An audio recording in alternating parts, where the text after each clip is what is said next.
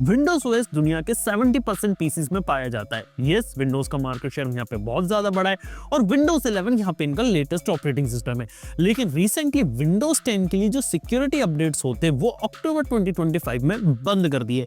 यानी कि अब कोई भी इंसान अगर अक्टूबर के बाद अगर अपडेट करना चाहे सिक्योरिटी वगैरह के लिए विंडोज 10 के अंदर तो वो नहीं कर सकता, उसे यहाँ पे विंडोज 11 के अंदर भी अपडेट करना पड़ेगा। यानी कि बात करें तो वाकई में मार्केट में सिर्फ एक ही मेन ऑपरेटिंग सिस्टम है जो मेन स्ट्रीम चल रहा है और पूरी दुनिया एक तरह से कंट्रोल कर रहा है, वो आपका विंडोज ही हो जाता है। लेकिन अगर मैं बोलूं विंडोज 11 विंडोज की हिस्ट्री के one of the worst OS की कैटेगरी के अंदर आता जा रहा है, तो आप लोगों के बात कैसी लगेगी? वेल, आप खुद सोच के देखिए कि विंडोज 11 जब शुरू हुआ तो काफी अच्छा था, लेकिन धीरे धीरे विंडोज के अंदर जब हर 6 महीने में नए अपडेट्स आते हैं उसके बाद चीजें बहुत ज्यादा बेकार सी होती चली गई है। चलिए आपको एक कहानी से समझाता हूँ। हर साल क्या रहता था कि माइक्रोसॉफ्ट का एक विंडोज काफी अच्छा था, जैसे विंडोज एक्सपी बहुत अच्छा था, फिर विंडोज विस्टा बहुत ही ज्यादा प्रॉब्लमैटिक था, विंडोज 7 बहुत ही जबरदस्त था, फिर विंडोज 8 8.1 जो आए थे बहुत ही ज्यादा क्रिटिसिज्म मिला, फिर विंडोज 10 जो था वो बहुत ही जबरदस्त हिट रहा, और फिर विंडोज 11 देखा जाए तो एक डिजास्टर जैसी रेस के अंदर यहाँ पे पड़ता जा रहा है। एक छोटी सी बात आपको समझाता हूँ। देखो, विंडोज के अंदर पहले क्या रहता था कि आपको विंडोज के अपडेट, यानी कि अगर नया वर्जन आ रहा है तो उस पर अपग्रेड करना है तो आपको पैसे देने पड़ते थे, यानी कि आपको हर विंडोज के नए वर्जन का एक लाइसेंस लेना पड़ता था। ये चीज विंडोज के अंदर थी। विंडोज 7 है तो विंडोज 8 का लाइसेंस देना पड़ेगा। विंडोज 8 के बाद से उन्होंने ये डिसाइड किया जब सत्तर नाडेला कंपनी में आए कि विंडोज का हम ऐसा प्रोडक्ट नहीं बेचेंगे, विंडोज का ऐसा सर्विस बेचेंगे, यानी कि जितने भी विंडोज 7 और 8 और 8.1 के यूजर थे सबको विंडोज 10 का अपग्रेड फ्री में दिया गया। और ऐसे जब विंडोज 11 अनाउंस किया उन्होंने तो ये बोला कि जितने भी विंडोज 10 के यूजर से सबको विंडोज 11 का अपडेट हम लोग फ्री में देंगे, बस जो मिनिमम सिस्टम रिक्वायरमेंट है वो फुलफिल होनी चाहिए और आपको यहाँ पे अपडेट मिल जाएगा। इस चीज पे माइक्रोसॉफ्ट यहाँ पे खेला। लेकिन आप खुद सोच के देखिए कि इतनी बड़ी कंपनी जो अपना ऑपरेटिंग सिस्टम यहाँ पर बनाती है तो आखिर एकदम से फ्री में क्यों देने लगी? देखो, एक बात बताऊं, इंटरनेट और टेक्नोलॉजी की दुनिया में एक बात रहती है, अगर आपको कोई प्रोडक्ट या सर्विस फ्री में मिल रही है तो आप समझ जाओ कि आप ही प्रोडक्ट हो। और यही चीज हमने देखी माइक्रोसॉफ्ट विंडोज के साथ कि विंडोज 11 जब यहाँ पे फ्री में आने लगा तो कई सारे लोग उसे डाउनलोड करने लगे, कई सारे लोग उसे यूज करने लगे और इसके फ्यूचर के अपडेट भी माइक्रोसॉफ्ट ने फ्री रखे। लेकिन धीरे धीरे जो स्थिति थी वो विंडोज की थोड़ी बेकार होती चली गई।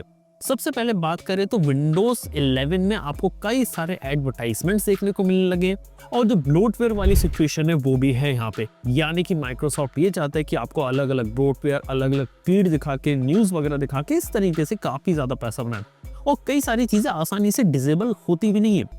इसके अलावा विंडोज के साथ एक और इशू है, वो आया जब माइक्रोसॉफ्ट ने 2023 में कोपायलट को इंट्रोड्यूस कर दिया। यानी कि विंडोज कोपायलट जब आया, इंट्रोड्यूस हुआ तो ऐसा लग रहा था कि एआई ऑपरेटिंग सिस्टम आ रहा है और एआई के फीचर्स आपको देखने को मिलेंगे। लेकिन इन द एंड हुआ ये कि ज्यादातर जो फीचर विंडोज 11 के अंदर कोपायलट के 99% या कहूँ ऑलमोस्ट 100% चीजें आपको क्लाउड बेस्ड ही देखने को मिलती है। यानी कि कोपायलट जो एक तरह से रैपर है बैकएंड में, वो आपको पूरा वेब पे ही रन होते हुए देखने को मिलता है, जिसके अंदर आप इंफॉर्मेशन वगैरह को कर लेते हो। और यस, ये आपकी कई सारी इंफॉर्मेशन वगैरह को ट्रैक भी करता है और ये प्राइवेसी के लिए एक नाइटमेयर वाली सिचुएशन भी क्रिएट कर दी थी इसने जब माइक्रोसॉफ्ट ने अपना कोपायलट प्लस निकाला। रिमेंबर, कोपायलट प्लस के साथ ये बोला गया था कि माइक्रोसॉफ्ट विंडोज अब पूरा एआई पावर्ड ऑपरेटिंग सिस्टम होगा जो आपको स्नैपड्रैगन पावर्ड लैपटॉप्स में चलेगा और इस एआई वाले फीचर के अंदर आप जो काम करते हो ना वो सारे आप लैपटॉप के अंदर ही कर पाओगे और आपका डेटा यहाँ पे प्रोटेक्ट रहेगा। लेकिन उसका एक फीचर काफी इंटरेस्टिंग था और वो था विंडोज रिकॉल का। विंडोज रिकॉल के फीचर में ये बोला गया था कि विंडोज रिकॉल यहाँ पे आपके स्क्रीनशॉट्स और आपकी स्क्रीन को रिकॉर्ड करता रहेगा, 24/7 आपकी स्क्रीन मॉनिटर करता रहेगा। यानी कि आप जो भी अपनी स्क्रीन पे कर रहे हो वो ऑटोमेटिकली ट्रैक करेगा, कहाँ पे आप माउस ले जा रहे हो, क्या टाइप कर रहे हो, सारी चीजें रिकॉर्ड करेगा, अपने डेटा को लोकली स्टोर करेगा और यस, इस डेटा को यूज किया जाएगा ऑन डिवाइस मॉडल को ट्रेन करने में, यानी कि एआई को सिखाने में कि आप एग्जैक्टली में पीसी क्या यूज करते हो, कहाँ और किस तरीके से काम करते हो, ये सिखाने के लिए। लेकिन जब ये फीचर अनाउंस किया था तो बहुत ज्यादा बैकलैश मिला और लोगों ने बोला ये फीचर जो है एक प्राइवेसी को वायलेट कर रहा है, प्राइवेसी का इन्वेजन है, क्योंकि ऐसे आप किसी की भी स्क्रीन के अंदर सारी चीजें रिकॉर्ड नहीं कर सकते हो। और लोग क्या कर रहे हैं, मान लीजिए आपने कोई इंपॉर्टेंट डॉक्यूमेंट लिख रहे हो, कोई पासवर्ड लिख रहे हो, वो सारी की सारी चीजें आ गई और उस पर एआई मॉडल ट्रेन हो गया। लेकिन माइक्रोसॉफ्ट ने बोला कि सारा डेटा लोकली जाएगा, हमारे सर्वर पर हम इसे स्टोर नहीं करेंगे। लेकिन बाद में ये पता चलता है क्योंकि जो लोकली डेटा स्टोर हो रहा था ना, इनक्रिप्टेड था ही नहीं, इसे कोई भी मालवेयर या वायरस आसानी से एक्सेस कर सकता था। और अभी भी इतना बड़ा कंट्रोवर्शियल फीचर है कि माइक्रोसॉफ्ट इसके बारे में ढंग से बात नहीं करता है और अभी भी बैक एंड में ही इसको यहाँ पर बना रहा है। ये भी एक छोटी सी चीज है। इसके अलावा को पायलट के बारे में बताऊं क्या, कि को पायलट को यार इतना ज्यादा इंप्लीमेंट कर दिया इन्होंने अपने विंडोज के अंदर, और उन्हें लग रहा था कि को पायलट के आते ही सब कुछ यहाँ पे बदल जाएगा। लेकिन लिटरली अब ये हो रहा है कि लोग को पायलट का यूज करते नहीं है। माइक्रोसॉफ्ट के ऑफिशियल से वो कहते हैं कि हमें समझ में नहीं आ रहा कि लोगों को एआई चाहिए, तो हमने एआई अपने विंडोज में सबसे पहले लेकर आ गए, लेकिन लोग इसका यूज कर ही नहीं रहे और अब वो को पायलट को यहाँ पे कट कर रहे हैं। आप खुद सोच के देखो कि यार को पायलट को इतने डीप तरीके से इंप्लीमेंट कर दिया और हर जगह आपकी ट्रैकिंग कर रहा है और आपके डेटा को सर्वर पे भेज रहा है ताकि वो मॉडल को ट्रेन कर सके और घूम फिर के आपको इन्फॉर्मेशन दे रहा है। और सबसे बड़ी बात ये जो एआई पावर्ड ऑपरेटिंग सिस्टम या एआई वाले फीचर्स के बारे में बात कर रहे थे ना, आधे फीचर तो ढंग से काम करते भी नहीं है। ये बोला गया था एजेंटिक ओएस होगा, यानी कि ऑटोमेटिकली आपके लिए डॉक्यूमेंट्स ओपन कर देगा, डेटा आपको दिखा देगा, लेकिन चीजें इतनी एफिशिएंटली काम करती नहीं है। लोग आज भी जो नॉर्मल तरीका होता है ना, उसी से यहाँ पे काम करते हैं। इसके अलावा को पायलट तो एक छोटी सी चीज थी। इसके अलावा डेटा प्राइवेसी के अंदर एक और काफी बड़े इश्यूज यहाँ पे निकल कर आए थे जो यहाँ पे माइक्रोसॉफ्ट की तरफ से थे। जैसे टेलीमेट्री डेटा को, यानी कि आपका टेलीमेट्री को इसलिए बनाया गया था कि यहाँ पे आपके लैपटॉप या पीसी के अंदर कोई भी इश्यूज आ जाए, कोई भी क्रैश हो जाए, तो आपके क्रैश किए हुए डंप को सर्वर में भेजा जा सके और उसको एनालाइज किया जा सके। लेकिन आज के समय में टाइप राइटिंग, इंक स्पेस और कई सारी इंफॉर्मेशन जो रहती है, एक तरह से एडवर्टाइजिंग आईडी की तरीके से इसे यूज किया जा रहा है, जिससे इंफॉर्मेशन जो रहती है वो माइक्रोसॉफ्ट के सर्वर पे जाती है। इसके अलावा आज के समय में विंडोज के साथ एक और दिक्कत है कि आप उसको बिना इंटरनेट कनेक्शन के और बिना माइक्रोसॉफ्ट अकाउंट से लॉग इन ही नहीं कर सकते। अगर आप आज के समय में नया पीसी लो तो उसके अंदर आप लोकल अकाउंट बनाने का ऑप्शन आता ही नहीं है। आपको मजबूर होकर माइक्रोसॉफ्ट अकाउंट ओपन करना पड़ेगा और उसी से लॉग इन करना पड़ेगा। कुछ समय पहले तक लोकल अकाउंट वाली चीज चल जाती थी, लेकिन आज के समय में ये चीज बिल्कुल भी काम नहीं करती है और देखा कि बहुत बड़ी प्रॉब्लम क्रिएट कर रहा है। यानी कि अगर आप एक एंड्रॉइड फोन को बिना जीमेल आईडी से लॉगिन करे हुए अगर यूज करना चाहो तो कर सकते हो, ये बहुत अच्छी चीज है। लेकिन आपको ना जबरदस्ती माइक्रोसॉफ्ट का अकाउंट बनाना पड़ रहा है सिर्फ विंडोज को यूज करने के लिए। आप समझ जाओ कि माइक्रोसॉफ्ट वाले विंडोज अकाउंट के साथ आपकी लिंकिंग करके किस लेवल पे ट्रैकिंग यहाँ पे कर सकते हैं। और हाँ, इसके अलावा बात की जाए तो यूआई यूएक्स में भी इन्होंने चेंजेस करे। किसी को कुछ चीजें पसंद आई, किसी को कुछ फीचर्स पसंद आते हैं, लेकिन हाँ, जो कस्टमाइजेशन जो पहले आपको इतने अच्छे देखने को मिला करते थे, अब उतने ज्यादा चीजें देखने को नहीं मिलती। इसके अलावा हर 6 महीने में जब अपडेट्स आती है, कई बार कोई चीज़ें प्रॉब्लमेटिक क्रिएट कर देती है, कई बार बग्स आ जाते हैं और हाँ, ड्राइवर क्रैशेस होना काफ़ी तेजी से आम बात है। और हाँ, जो ब्लू स्क्रीन ऑफ डेथ है उसे आज के समय में ब्लैक स्क्रीन ऑफ डेथ भी माइक्रोसॉफ्ट ने यहाँ पे बना दिया। लेकिन विंडोज़ के अंदर एक और बात बताऊँ क्या है कि यार विंडोज़ के अंदर यहाँ पे सबसे बड़ी चीज़ अच्छी ये थी कि पहले किसी भी ऑपरेटिंग सिस्टम को ना किसी लो एंड हार्डवेयर पे चलाने तो आसानी से चल जाता था।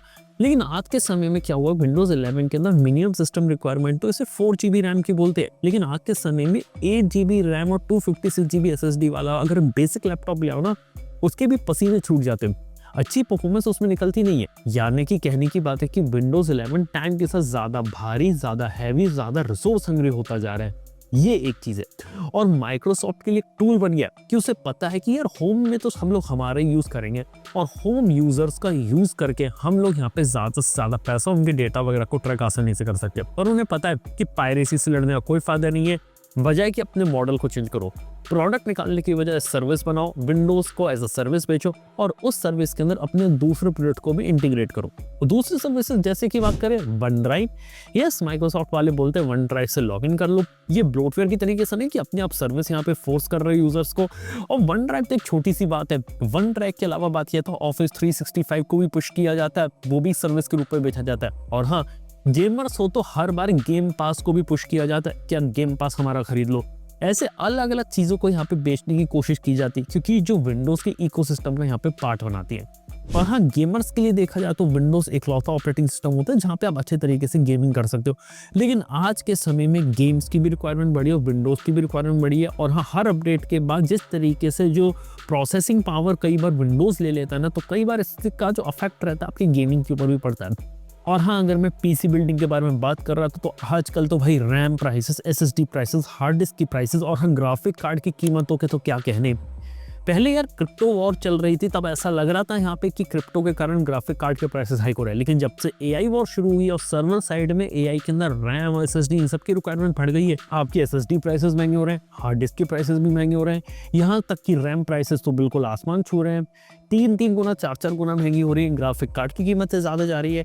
यार गेमिंग करना ना काफ़ी ज़्यादा महंगा सौदा बनता हुआ जा रहा है, सच बात बता रहा हूँ। और आज के समय में तो ये हालत है कि आज के समय पीसी बिल्डिंग अगर आप करने जाएंगे ना, आपका एक मोटा खर्चा होना तो बिल्कुल ही है।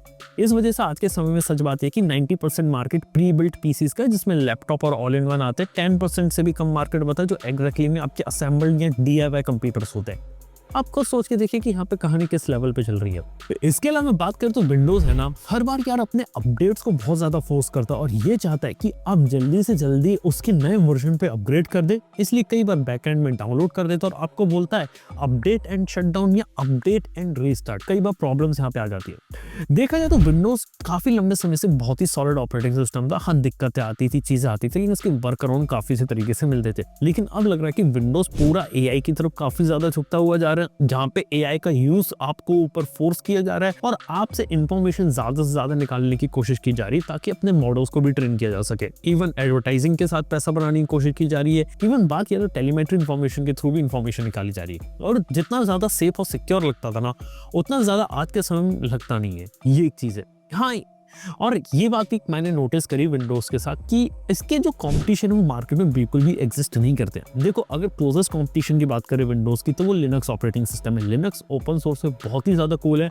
चलाने में भी मज़ा आ जाता है। लेकिन प्रॉब्लम ये है कि मेन स्ट्रीम होम यूजर्स या फिर कैजुअल यूजर्स के लिए वो ऑपरेटिंग सिस्टम नहीं बनाए। इवन लोग उसे डाल भी देंगे तब भी लोग काफ़ी ज़्यादा कंफ्यूज हो जाते हैं, जिस वजह से लिनक्स अपनी नीश कैटेगरी, कोडिंग या एंटरप्राइज या फिर जहाँ पे लिनक्स को यूज़ किया जाता है।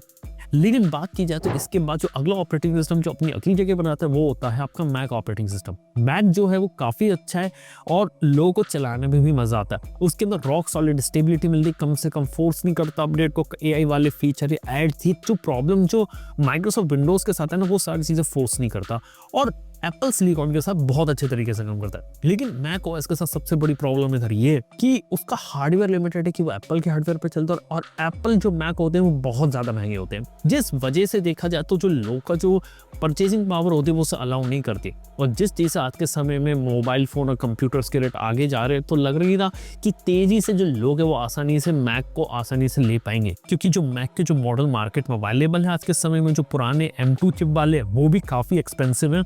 लेकिन फिर भी 60-70 हज़ार रुपये उसके लिए मिनिमम देना पड़ता है आपको। ये बात है, ऐसा नहीं कि 30-40 हज़ार में मिल जाए।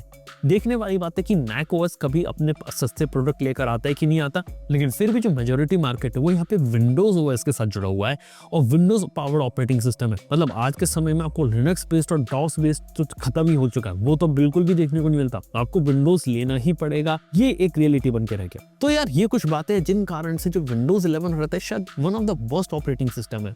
उम्मीद करता हूं कि यह 2026 के अंदर विंडोज 12 के दर्शन और फाइनली जो विंडोज 12 है वो कुछ नया लेकर आए, कुछ रिफ्रेशिंग लेकर आए और लोग की प्राइवेसी का अच्छे तरीके से ध्यान रखे और एक ऐसा ऑपरेटिंग सिस्टम निकल कर आए जो विंडोज 10 वाली जो पुरानी लेगेसी थी ना उसे आगे यहाँ पे बढ़ा दे। देखते हैं क्या रहता है। बाय द वे, आप लोगों का विंडोज के साथ किस तरीके का एक्सपीरियंस रहा, ये बात नीचे कमेंट बताना ना भूलना। वीडियो अगर आप लोगों को पसंद है तो लाइक करो, चैनल को सब्सक्राइब करो। मैं आपसे मिलता हूँ अपने नेक्स्ट वीडियो के अंदर। Good bye.